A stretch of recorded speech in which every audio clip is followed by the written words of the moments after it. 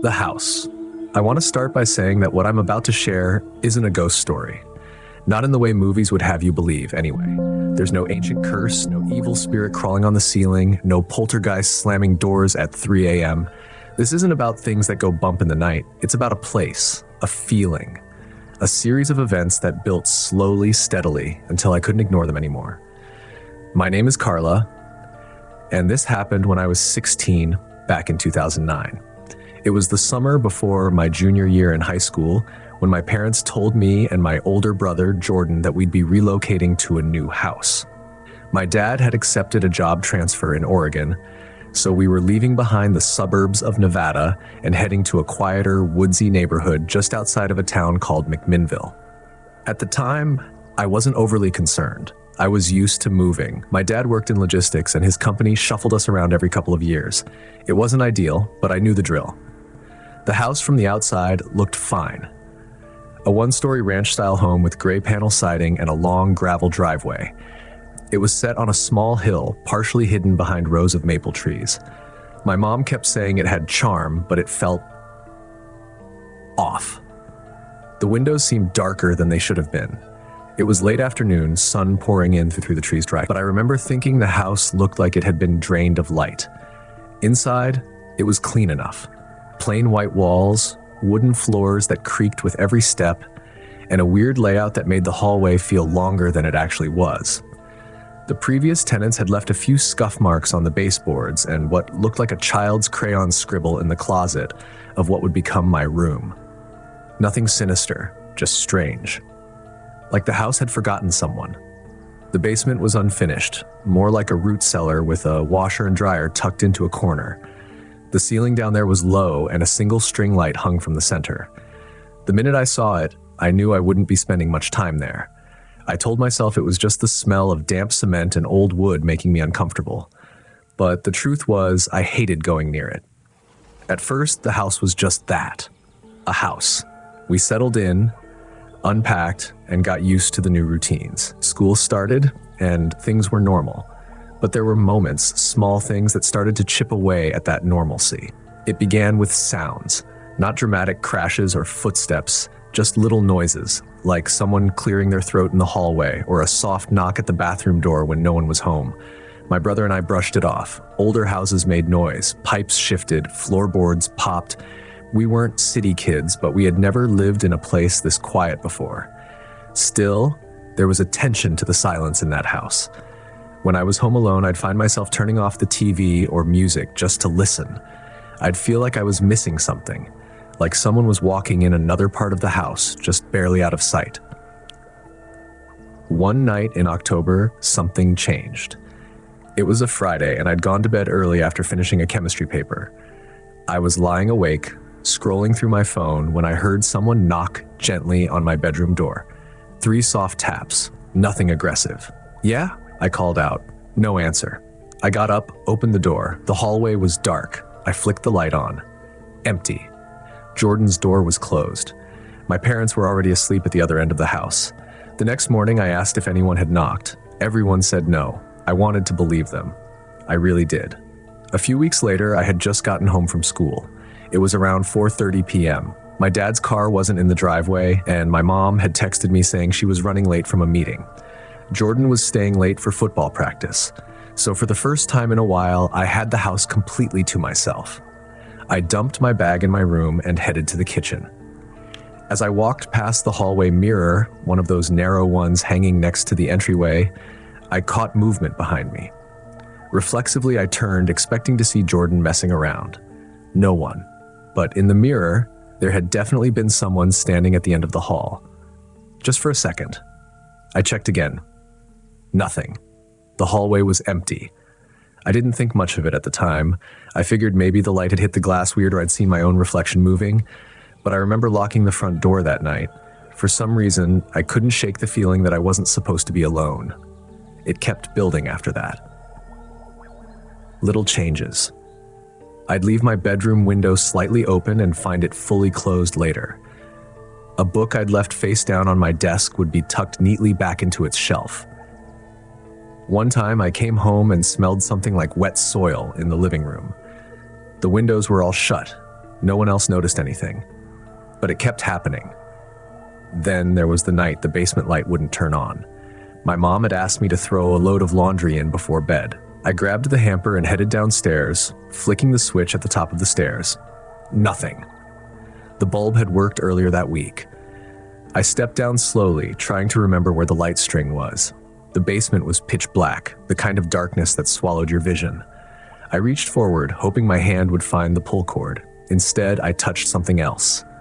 Something soft, like a sleeve. I yanked my hand back, nearly dropped the hamper. Then the light flicked on. I stood there for a good minute, waiting for something, anything, to move. Nothing did. I told myself I must have brushed against a hanging jacket or the clothesline we barely used. Only when I looked, the clothesline was empty, and there was nothing hanging in that part of the room. That was the first time I really felt scared. From then on, I avoided the basement unless someone else was home. Months passed. Spring came. I tried to focus on school, friends, anything but the house. The strange moments still happened, but I got good at dismissing them. That was until one afternoon in April when something happened that I couldn't ignore. I'd come home early from school. My last class had been canceled, and I was in a good mood. I threw my keys on the counter, grabbed a snack, and was heading down the hall to my room when I heard the back door open. It creaked. Slowly. Deliberately. I froze. "Hello?" I called out, thinking maybe Mom had come home through the back. No answer. I crept toward the kitchen, phone in hand, thumb hovering over the keypad. The back door was open about 6 inches. The screen door was shut, but no one was there. I stepped forward and pulled the door closed. As I did, I saw it. A shoe print, muddy, adult-sized, pointing inward on the doormat. No one else was supposed to be home. I checked every room, every closet. Nothing. I called my mom. She said she hadn't been home all day. My dad was still at work. Jordan was out with friends. I didn't sleep well that night. That summer, my parents decided to move again. No warning. No long discussion. Just... We found a place closer to the city. I asked why, and my mom said something vague about the commute. But I noticed the way she avoided the basement after dark, the way she started locking the doors earlier in the evening, the way she stopped correcting me when I left the lights on. It's been over a decade since then. We never talked about that house again, but sometimes, when I walk down a quiet hallway or hear a floorboard creak under my feet, I think about it, about those little things. The door that opened, the mirror that didn't quite reflect what was there, the hand I didn't mean to touch. I never saw anyone in that house. Not clearly, but I think someone saw me. Not alone. I always thought that living alone would be a kind of freedom, a reward after years of cramped apartments, shared bathrooms, and thin walls.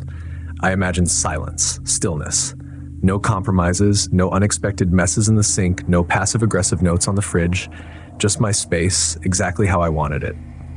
My name is Daniel, and I'm a registered nurse living in Wisconsin. Last year, after taking on back-to-back shifts and saving every extra dollar, I finally bought my first place, a top-floor unit in a small 3-story condo building just outside of Madison. It wasn't fancy or big, but it was mine. 2 bedrooms, big windows, hardwood floors, and most importantly, privacy. I dreamed of this for years. The complex was quiet, mostly older residents or working professionals who kept to themselves. Perfect for someone like me who spent his nights working and his days trying to rest. Chelsea, a close friend of mine since college, helped me move in. She brought pizza and beer, and we spent that first night eating on the floor and laughing about how grown-up everything felt. At one point, she noticed a small door near the kitchen, tall enough to walk through, but narrower than a normal doorway. "What's that?" she asked. "Utility closet," I said. "Maintenance access, I think. HVAC stuff." She raised an eyebrow. "You sure that's not the plot twist entrance? Like where the murderer hides," I laughed. "Thanks. Exactly what I want to hear on night 1. It was just a joke, but something about that door stuck in the back of my mind. Maybe it was the fact that it didn't have a proper lock, just a small turn latch. Or maybe it was the way the hallway light didn't quite reach inside, leaving it always a little darker than the rest of the place. The first week passed without anything strange. I was adjusting to night shifts at the hospital again, trying to create a rhythm. I'd come home in the early morning, eat something light, shower, and crash until late afternoon. The place was always quiet, too quiet sometimes. No neighbor noises, no footsteps from above, because there was no one above me. It was peaceful for a while. One morning, I was jolted awake by a sound I couldn't place. It was faint, like a tap. Then another, then nothing. I laid there in the silence, blinking up at the ceiling, heart racing for no good reason. Maybe it was a pipe. Maybe I imagined it. But the next morning, it came again. This time it was more like a soft thud, and it didn't stop after one or two. It kept going at irregular intervals for almost a full minute. I got out of bed, walked around the condo, checked the windows in the hallway. Everything looked normal. Still, something about it left me on edge. I told myself I was being paranoid. Living alone for the first time, I figured my mind was playing tricks. I tried to laugh it off, but that feeling didn't go away. It stayed with me, subtle but heavy, like the sensation of being watched when you're absolutely certain you're alone. By the end of the second week, I'd stopped brushing it off. I'd started hearing things at night, not just the tapping, but something else. A soft rustling, a low creak, and then one night, what sounded unmistakably like a slow, deliberate breath, right outside my bedroom door. I didn't sleep that night. The next day, I inspected the entire place top to bottom, every cabinet, every closet, even under the bed. I opened the utility door, too. It was about the size of a walk-in pantry. Nothing remarkable, just some building materials, a few pipes running overhead, and a wooden shelf mounted into the back wall. I didn't stay in there long. The air felt wrong, like it had been undisturbed for too long. I ended up buying a cheap indoor camera and setting it up in the living room, facing the hallway and the utility door, just to make myself feel better. The following morning, I checked the footage, more out of habit than concern. At 2:17 a.m., the motion alert kicked in. My heart dropped. The video showed the utility door slowly opening, from the inside. A man, thin, maybe mid-40s, wearing layers of mismatched clothes, crawled out. He stayed low to the ground, pausing to look down the hallway. Then, standing fully upright, he walked silently toward my bedroom. I sat there frozen, watching this stranger approach the room I was sleeping in. He didn't open the door, he just stood there, for nearly 30 seconds. Then, just as slowly, he turned around and walked back, crawled into the utility space, pulled the door shut behind him. I watched it again, and again. My hands were shaking. That entire time, I had been asleep, completely unaware of the man sharing my home. I called the police. They arrived within 20 minutes. I showed them the footage. 2 officers searched the unit while a third questioned me in the kitchen. I could barely speak straight. They pried open the utility door and stepped inside. Behind the shelf on the back wall, they found a hidden cutout about 2 feet wide, leading into a crawl space within the walls. He wasn't in there, but his presence was everywhere. There were food wrappers, a stained sleeping mat, an old flashlight, and a battered duffel bag with some clothes inside. The air smelled like rot and stale sweat. The officers were silent for a long time. One of them turned to me and said, "You're lucky. He could have done something worse." They set up surveillance and worked with building management to check the rest of the complex. It took 2 more days before they caught him, trying to re-enter the building through a basement service door. He didn't fight. He didn't speak. They said he just stared at the ground and kept muttering something like it was warm up there. He had a record, mostly trespassing and vagrancy. No violent charges, thankfully, but plenty of documented mental health issues. He'd been moving from building to building, finding empty walls and crawl spaces to live in. My unit had been empty for a while before I bought it. He must have already been inside when I moved in, and he never left. He waited, hid, watched. When I slept, he crept out, ate, stole small things, snacks, a pair of socks, once even my spare keys, which I just assumed I lost. I moved out the following month. I couldn't stay there. Every sound made my skin crawl. Every quiet moment made me afraid. I check doors obsessively now. I bought another indoor camera for my new place, even though it's a secure building with a doorman. I still sleep with the lights on some nights.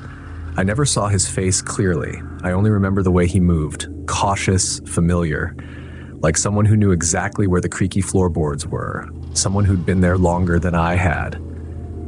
I used to love the idea of living alone. Now, I double-check the locks even in daylight.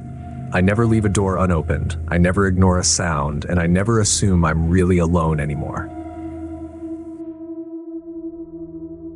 The whistle. I don't usually share things like this. In fact, I've tried for years to forget it, but the truth is, even now, a full decade later, I still hear that sound sometimes, on quiet nights when everything else is still. I know it's not real, at least I think it's not, but when something lingers with you that long, it becomes more than just memory. My name is Ian, and this happened to me when I was 14. It was the summer of 2011 when my family moved to a quiet neighborhood in the small town of Cedar Hollow in upstate New York. My mom had gotten a job as a nurse at the regional hospital, and my dad, a carpenter, was offered work helping renovate the old town library. For them, it made sense to relocate. Slower pace, better cost of living, and a safer place for me and my younger brother Toby. We moved into a modest 2-story home on a cul-de-sac called Alder Lane. There were maybe 8 houses total, most of them occupied by older couples or small families. The street had big trees with thick canopies and wide lawns that hadn't changed in what looked like decades.